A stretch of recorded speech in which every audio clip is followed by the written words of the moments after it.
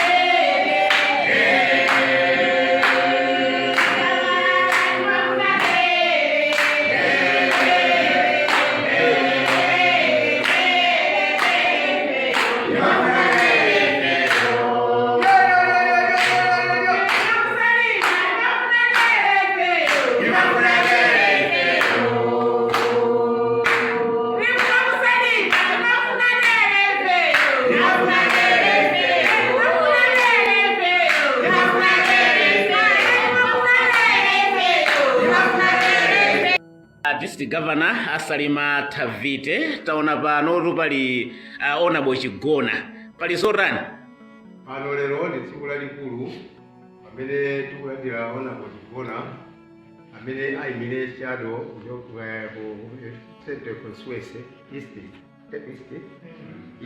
Salima East ndiye monga mungoonera mwanzanga district yonse ali pano kulandira onabo chigona. Izi zikuchitika chifukwa choti chipanicho kuno kusalima champhamvu chikadakhala chipanicho champhamvu kusi champhamvu ndikuti sakanalani kuno sakanalowa chipani cha TPP koma chifukwa chipanicho ngotana kuti champhamvu. Kodi achagona amene wa constituency imene akuyimira abwera anthu angati ndi okha kapena abwera ena? Amenewa abwera ndi constituency governor ndi timu yawo yonse kudzatipatsira kati kuno ku district. Akuyimira abwera kumene constituency ndi shadow ndi okha wa DPP kapena kuli wina? Panopa sitinganene kunene kuti kuli wina koma pakali pano ndi okhawa kuti ngasi email ikapita kutsogolo. Musalima Tavite mwalandira ma shadow MP angati nanga ma shadow council angati? Salima Tavite sinalandire pa Salima North East pa Khombedza sinalandire koma Salima Central tinalandira ifiti Mazembero. Ndutenga wanje umene upita kwa anthu amene kuyambira district ali muno constituency komanso kwa Malawi. Tenga mene ndingauza anzanga achipani a district ya constituency ife tonse lero tili ndi chimwemwe polandira shadow athu amene tinaye pano pa nthawi ino.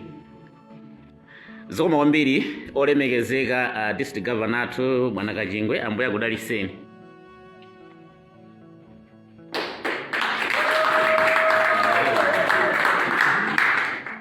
MP amene mwalandiridwa ndi komiti ya district ya Salima Tavite motsogozedwa ndi district governor Kajingwe komanso chairlady ali pamalo ndi komiti yawo. Mwachilandira bwanji? Ine ndokondwa kwambiri kuti pano ndigwira ntchito momasuka ndi DPP. Chifukwa kuyamba kundigama ngati independent koma anthu ambiri amene ndikagwira nawo ntchito anali DPP.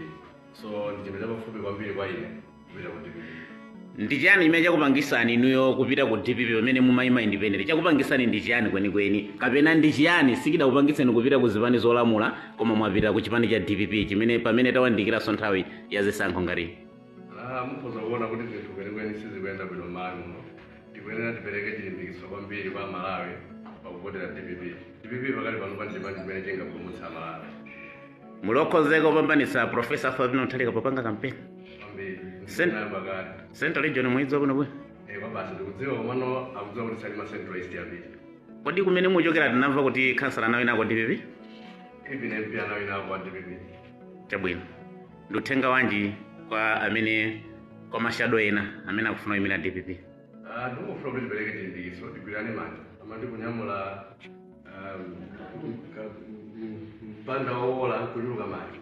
Ndikuti tikakhala tili kwambiri amene topangira kampeni profesa ndikuti zikhala kwambiri kuti Central Region. Mwati kunyamula mpandora athu Edith Gerard amene muli chairlady wa Salima Tavite chipani kwa amayi mukuchiyendesa bwanji?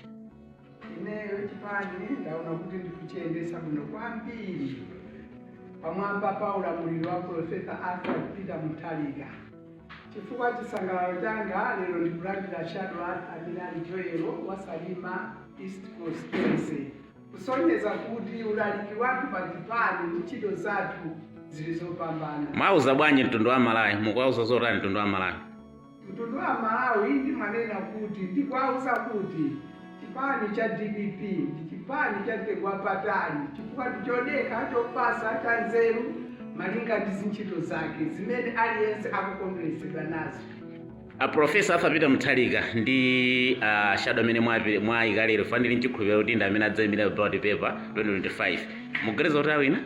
Ine kwambiri mopandanso kukayikira asawina kwambiri, ndipo mmawa omwe ndili ndi chikhulupiriro ndithu ngati nsakhale ndi moyo dziko lonseso lizamvetsa mawu amene kunena pano.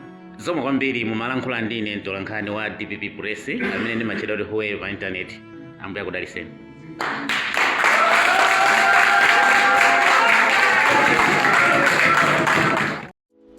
Osayiwala kupanga subscribe ku channel ya AMTV Malawi.